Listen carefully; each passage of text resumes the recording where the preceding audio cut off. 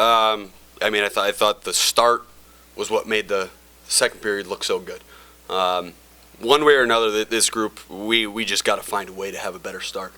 The first 2 goals against are structural things where just standing in the wrong spot. We practice it probably 100,000 times. We show it on video every single day. Guys just not standing in the right spots. Puck winds up in the back of our net. I thought, I would credit Zach Bell and Mark Lewis a lot on getting us going. I would really credit the line of Bradford, McInnes, and Rupert for getting us going in the second. I thought once they did their thing that the tides kind of turned a little bit in our favor. In the third, I didn't think the intensity was any less. You get a grade A chance on one side with Bradford rolling to the net and kind of gets pulled away from them, and they come down the other way. They get a power play. They score a goal on the power play. Now it's a one-shot game, and that's what happens. Obviously the finish is, it just can't happen. There's a couple seconds left, and we have a puck on our stick in the corner. We got to be more mature than that and eat the puck. What's the mood in the locker room? Well, you're upset. I mean, all of us. I mean, it's one of those. It's a little bit of a surreal thing when something like that happens. You feel like you got everything going. You're okay. You calm the mood on the bench when they fight back in it to make it 5-5. And I thought from the point it was 5-5, did we give some chance up? Yeah, but I thought we generated some too. And I thought we were pretty even keel on the bench. And, you give one up late like that in a game you knew you needed pretty badly. I think it's human nature to feel down about it. I mean, that's what happens. You want to win the hockey game.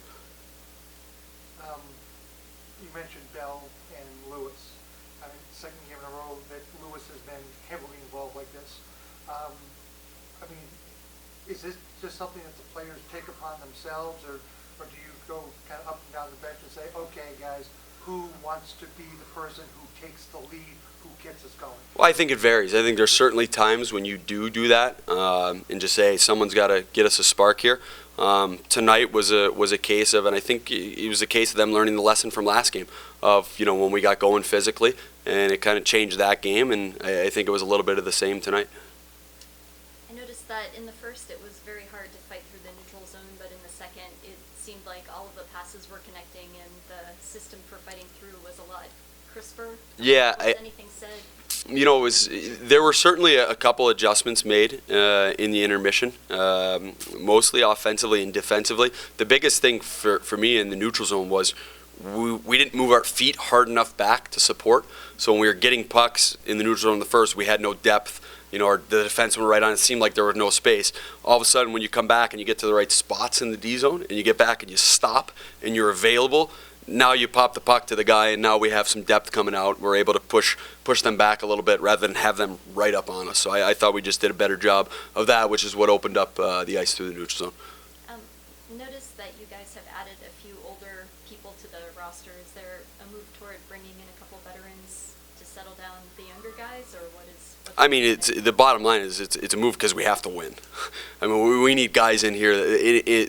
And when I say we have to win, I think older veteran guys, and you just take a look and I see what a guy like Eric Byer or Denver Manderson or Carl Nielsen, guys that have been around a little bit, how important they are to the younger guys. But the fact is that's the minority in our room. Most of our guys are younger guys. So we feel like anytime we could bring in the right older guy who's got the right character and wants to teach and wants to help the younger guys get better, and we can kind of balance that out in our room a little bit, we feel like it helps. Rory's a guy that we just added who's, he's been around a long time. He's seen the ups and downs. He's been through it. He knows a lot of guys that have, and he's said all the right things. He's coming here to try and help young guys out. At the same point, he wants to perform and he wants to win. You said in the pregame show tonight that you wanted him to be both physically and mentally ready. Yeah. That you threw him into the lineup. How long do you think it would take him to do that? I mean, that's, when it's a younger guy, usually that's a decision made by us and the training staff. When it's an older guy, similar to what we talked about when Denver and Carl were here and they weren't playing, those guys know their bodies. They know where they're at. They know their timing. They've been around the game long enough. So, again, when you put an older guy in, guys are going to look at him. Everyone's going to look at him. What they do is going to be magnified more so than a rookie guy or a guy just out of junior or whatever it might be. So we want to make sure we put them in when they're in the best possible position to have success. Rory only practiced once with us. He had a morning skate this morning. So, again, when he feels like he's ready and he could help contribute and he's where he wants to be, he'll go in the lineup. Maybe that's Saturday night. Maybe it's next weekend. That's going to be on him. Did Sheldon Keefe's brother Adam help with any kind of scouting? Because I know the past 2 years he's played against him over in England. You know, we did use a lot of resources over there. Honestly, it was more of a relationship thing that we had. One of our staff members had with him, and that was kind of what led to it. That's kind of something I've done throughout my career. You know, I noticed that we came in a little flat there in the first, so I kind of wanted to give the guys a little buzz. You know, it worked out. Unfortunately, we got a bad bounce there in the last shift of the game, and you know, I'm proud of the boys the way we battled back though. But we got to cut out the 1 or 2 shifts that we take off and just seal down the 2 points. Yeah, you and Louis seem to be the ones who, right now, are the energy guys. I mean, and it seems kind of strange, I think, to a lot of people that it's defensemen doing it instead of forwards. I mean, is it just something that you're taking on yourself to do? Well, I mean, someone told me once that you know, if you're not doing it, somebody else will. So I've kind of just taken that mentality, and I'm going to go out there and bang bodies, and normally I'll answer the bell, whether it's fighting or, you know, looking someone in the eyes and say that's not okay. But you know, me and Lou, we got a pretty good bond. I love playing with the guy. You know, he's a big unit. I know he's always got my back. So I think the rest of the season we're gonna keep banging. With the way the offense has gone this year, can a fight like that kind of spark things up like it did throughout the night tonight? Can it spark things up moving forward even in a loss? Yeah, I mean, you know, when guys know that there's guys that'll do that, you know, guys that'll back them up throughout the 60 minutes. I think that's a big thing confidence-wise. You know, we got a smaller group up front. We got some big boys back there, so we're just gonna have to protect them at all times.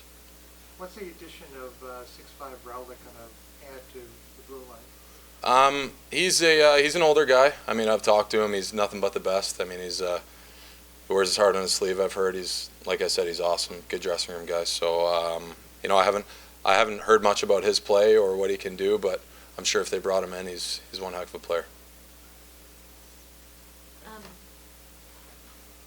I saw you yelling something during the power play, like you were on the bench banging the stick and yelling out at the ice. What were you trying to achieve there, just to get the? If it was late in the power play, that could have been me letting them know that they got a guy coming out of the box. Okay. But if not, I know how loud my voice is. I mean, I've been told my whole life how loud I am. So I think we can hear you. yeah, most people can. It's not always a good thing, but usually the coaches are yelling something, and I'm just the parrot. I'm just there yelling, you know, put pucks on net or keep it low or whatever they need. I'm there barking.